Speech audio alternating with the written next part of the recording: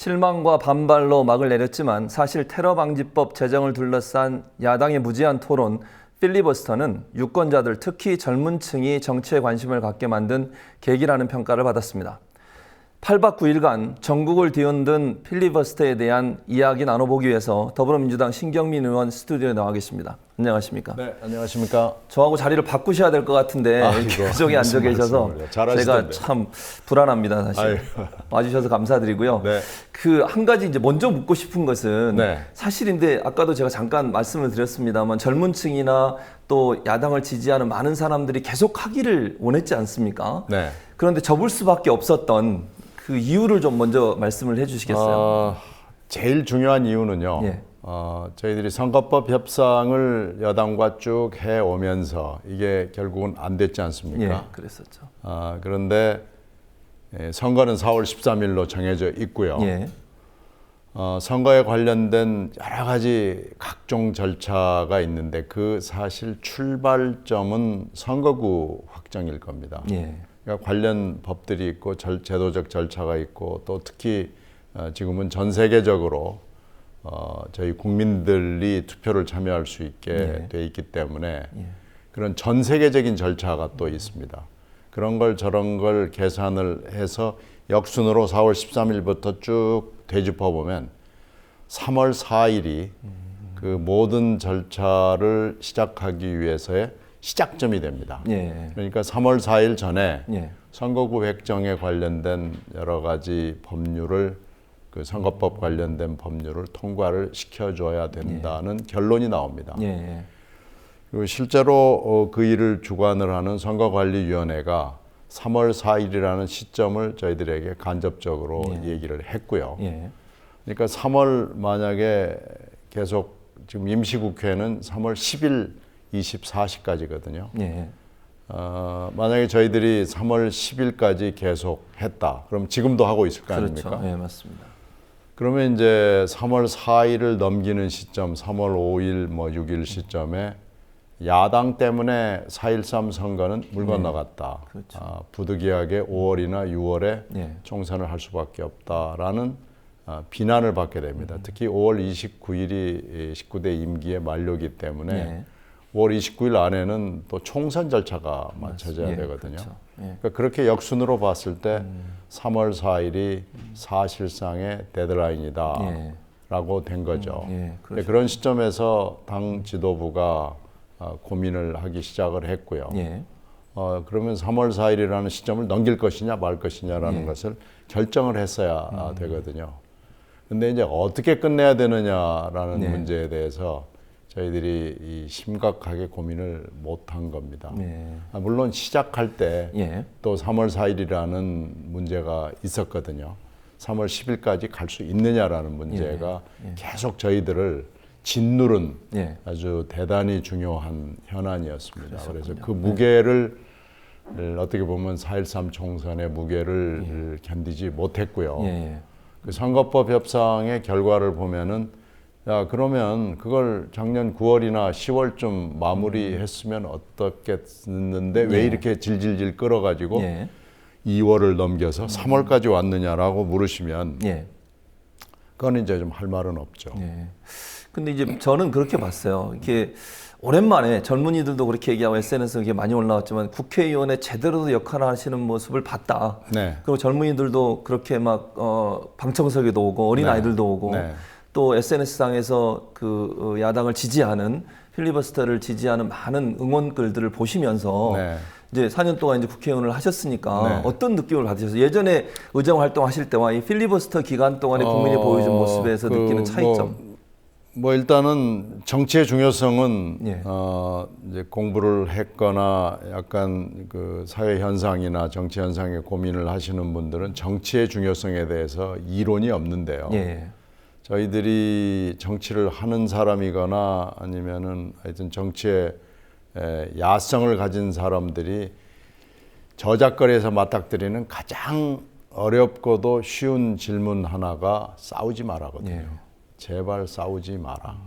그런데 정치라는 것이 인간성의 바탕을 두고 있고 사회의 구조의 바탕을 두고 있다고 봤을 때 기본적으로 정치는 싸워야 되거든요. 그렇죠. 그 이견을 조정해 나가는 과정이 그 싸움이 육체적 싸움이 아니고 말로 토론을 통해서 대화를 통해서 풀어나가는 건데 그것을 국민들이 싸움이라고 싫어한다라는 거죠.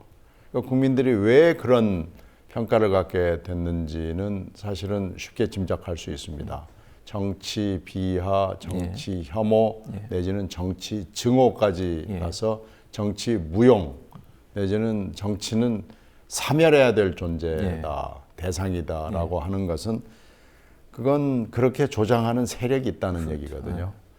그렇게 봤을 때 도대체 야당 정치를 어떻게 해야 되느냐. 싸우지 않는 정치가 야당에게 무슨 의미가 있느냐라는 근본적인 질문에 맞닥뜨리게 됩니다. 그런 점에서 봤을 때 이번에 어떻게 보면 정치의 그 진면목을 보여주게 된 거고 그 진면목에 대해서 생각이 있는 분들, 남녀노소 중에서 생각이 조금이라도 있는 분들, 나라의 운명을 걱정하는 분들이 열광하고 환호하고 지지를 보내준 겁니다.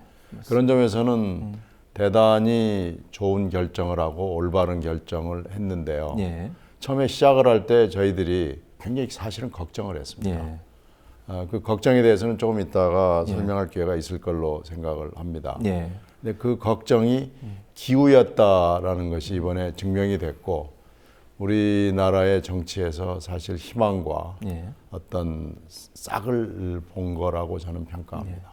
방금 이제 말씀하시면서 이제 잠깐 언급을 하셨는데 정치 혐오를 일으키는 세력이라고 표현하셨는데 이제 신 의원님은 MBC에서 오래 근무를 하셔서 그때와 지금의 MBC의 차이점도 있을 뿐더러 종편 2009년도에 이제 법이 통과되면서 어쨌든 생겨났고 그런 여러 가지 그 언론의 지형의 변화, 공영방송의 어떤 공영성의 타락 이런 표현까지 제가 쓸 수 있을 것 같은데 그런 것들이 지금 말씀하신 정치 혐오에 일정 부분 영향을 미쳤다고 보시는 겁니까? 그렇죠. 지대한 관련이 있죠. 종편이 생기기 전에 언론 지형도 사실은 별로 그렇게 야당이나 나라의 운명을 걱정하는 분들의 입장에서 봤을 때는 유리하지 않았습니다만은 종편 출연 이후의 정치 지형은 사실 지금 기울어진 운동장이라는 표현이 굉장히 유행하는 편이긴 합니다만은 절벽에 가깝다고 볼 수 있습니다. 거의 풀끝 하나를 딱 쥔 어떤 그 절박한 상황. 이 풀끝이 떨어지게 되면은 나라가 어떻게 될지 모르고 언론의 지형이 어떻게 될지 모르는 도대체 야당의 건전한 비판을 할 수 있는 언론을 거의 찾아보기가 어려운 아주 압도적으로 기울어진 그러니까 절벽에 가까운 상황이라고 볼 수 있고요. 또 대다수의 언론들이 정치 비하 수준을 넘어서서 정치의 증오, 정치의 절멸, 사멸을 원하는 이런 상황이라는 것은 선진국에서 봤을 때는 대단히 희귀한 현상이고요. 그런 점에서 저희는 우리나라는 언론 선진국이라고 얘기할 수가 없습니다. 이런 상황에서 야당성을 가져라, 야당성을 회복해라라고 하는 주문은 물론 맞습니다만은 야당성을 가지고 비판을 하고 특히 정권에 대해서 나를 세우면 국정에 발목을 잡지 마라는 답이 바로 들어오거든요. 그러니까 야당성은 국정 발목하고 이꼴이 됩니다. 똑같은 얘기가 돼서 야당을 사실 한다는 것이 대단히 어렵습니다. 그러면서 이제 저작거리에서 싸우지 마라라는 걸로 그 정치 혐오가 쉽게 이제 나오는 거죠. 이런 상황에서 야당이 어떻게 해야 되느냐라는 거 대단히 심각한 고민을 매일 할 수밖에 없고요. 또 이런 상황에서 테러방지법이라는 대단히 어려운 법이 또 국민들한테 관심을 끌 수가 있을까라는 거. 이거 아주 안보 이슈 중에서도 정보에 관련된 거거든요. 안보가 외교, 국방, 정보 이렇게 나눠봤을 때 정보는 사람들이 잘 이해를 못하는 부분이고 아주 극히 전문적인 분들만 관련된 특수한 분야에 해당이 됩니다. 외교나 국방보다 더 전문성이 있거든요. 그래서 걱정이 있는 거죠. 이 정보라는 특수한 분야를 가지고 또 국정원이라고 그러면은 모두 다 무서워하는 조직, 알려져 있지 않은 조직의 문제를 가지고 더군다나 또 정권 쪽에서는 테러가 아주 임박한 것처럼 얘기를 하고 그렇죠. 테러하고 지금 북한 문제가 섞여가지고 테러와 북한 문제가 뭐가 뭔지가 지금 섞어찌개 비슷하게 돼 있는 상황에서 이 필리버스터를 우리가 운영해 나갈 수 있을까? 국민의 관심을 끌 수 있을까? 선거법은 또 이렇게 마지노선이 있고요. 그래서 대단히 어려운 지형이었습니다. 언론 상황은 기본적으로 깔고 그렇죠. 들어가는 거고요. 그래서 사방에 지뢰밭이 있는 상황에서 고독한 결정을 하고 고독한 건 기본이지만은 상당히 위험스러운 결정이 필리버스터 그렇죠. 결정이었습니다. 그런 점에서 이게 이렇게 국민적 관심을 끌 수 있을까에 대한 기대는 높지 않았거든요. 그런데 거기에 또 저희들이 좀 운이 좋았던 건 스타 의원들을 우리가 가지고 있었기 때문에 스타 의원들이 초기에 국민적 관심을 끄는데 결정적 기여를 했다고 볼 수 있습니다. 또 이제 신 의원님 말씀하셨지만 어쨌든 테러 방지법 때문에 다시는 이게 나온 거니까 또 정보위에 소속돼서 활동하고 계시고 아주 일목요연하게 뭐 짧게 우리 시청자들께 테러 방지법의 문제점 좀 짚어주시죠. 지금 테러의 문제는요, 북한의 문제하고는 조금 별개로 봐야 됩니다. 그걸 지금 정부는 북한이 와서 테러를 일으킬 수 있다고 얘기를 하는 거죠. 물론 그럴 가능성은 있지만 원래 테러 방지법은 정말로 테러입니다. 파리에서 일어난 것처럼 그리고 10여 년 전에 미국 뉴욕과 워싱턴에서 일어난 것처럼 그건 테러입니다. 그렇죠. 그리고 그 테러는 유엔이 정한 한 30개가 넘는 단체를 테러 단체라고 그러는 거고요. 지금 북한의 문제는 북한 도발의 문제입니다. 이건 또 다른 문제입니다. 그런데 테러 방지를 하려면은 국가의 모든 역량이 다 동원이 돼야 되는 거고요. 그런 의미에서의 테러 방지 법은 아니지만 테러 방지 훈련이나 그 낮은 수준의 그건 있고요. 그것이 정부의 각 기관이 나눠져서 있습니다. 다만 그것을 법의 수준으로 올리기 위해서 테러 방지법이라면 저희들이 반대할 이유가 전혀 없는 거고요. 오히려 앞장서서 해야 되는데 현재 여당에서 내놓은 각종 테러 방지법, 특히 이번에 내놓은 이철우 의원의 테러 방지법은 그거하고는 좀 거리가 있습니다. 그래서 첫 번째로는 국민의 그 전화기, 인터넷을 감청을 하겠다라는 것이고요. 또 하나는 금융거래를 언제든지 볼 수 있게 만들어 놓겠다는 사실은 예비적인 법률입니다. 이제 이 법에 근거를 해서 그 부칙에 관련 법들을 고칠 수 있는 근거 규정이 되어 있기 때문에 이게 말하자면 첫 번째 집이고요. 이 집에 근거를 해서 더 좋은 집, 더 필요한 빌딩을 지을 수가 있는 아주 악법 중에 악법이라고 볼 수가 있거든요. 위헌적 요소가 있어서 이 법이 만약에 완결이 되는 날에는 모든 국민들의 전화, 인터넷, 금융거래는 국정원에 맡겨놓고 사는 거라고도 볼 수 있죠. 그러니까 이게 점점 국민들을 감시의 대상이 되게 만드는 그런 위험성을 안고 있다고 지적을 해주셨는데 필리버스터 할 때도 박영선 의원이 그런 말씀을 하셨어요. 소수 정당이라 너무 힘들다. 국민들이 표를 달라. 근데 이제 지금 국민들이 좀 걱정하고 소위 이제 야당이나 진보 진영을 지지하는 유권자들이 걱정하는 것은 지금처럼 국민의당과 더불어민주당이 분리가 돼 있는 상황이고 만약에 수도권이나 다른 호남을 제외한 다른 지역에서 야당 후보가 2명이 나오게 되면 필패다. 그런 점에서 김종인 대표의 통합 논의나 선거 연대 논의는 필요하다 이렇게 주장하고 있는 상황인데 신 의원님 보실 때는 어떻게 지금 선거 판세를 보시는지 또 여소야대라고 하는 것이 뭐 계속 가겠지만 우리 뭐 더불어민주당이 어느 정도까지 그 표를 얻을 수 있을지 개인적으로 어떻게 전망하시는지요? 먼저 그 얘기를 하기 전에 이제 19대를 복귀를 해봐야 되겠죠. 19대 때 말하자면 공천의 실패가 있었다는 것이 지금 중론이고요. 공천의 실패 때문에 그 당시 분위기로 봐서는 그 당시 야당이 뭐 이름이 하도 바뀌어서 지금 국민들이 혼란스러워합니다만 그냥 민주당으로 통칭하겠습니다. 그 당시 통합민주당이었는데요. 통합민주당이 공천에 실패하지 않았더라면 과반, 그러니까 150석을 얻는데 그렇게 어려움이 없을 것이다 라는 전망이 우세했습니다만 실제로 뚜껑을 열어본 바로는 150석은 여당이 가져가고 그렇죠. 130석을 가져왔습니다. 그래서 이제 물론 130석도 그 전 18대에 비교하면은 대단히 큰 의석입니다만은 150대 130은 영원한 소수거든요. 그렇죠. 더군다나 우리나라 정당 정치가 이루어지는 국회에서는 한 석이라도 적으면은 꼼짝을 못하게 돼 있는 구조로 돼 있습니다. 그래서 바로 불거져 나온 게 국정원 댓글 사건이었는데요. 국정원 댓글 사건에서 야당이 완패를 했습니다.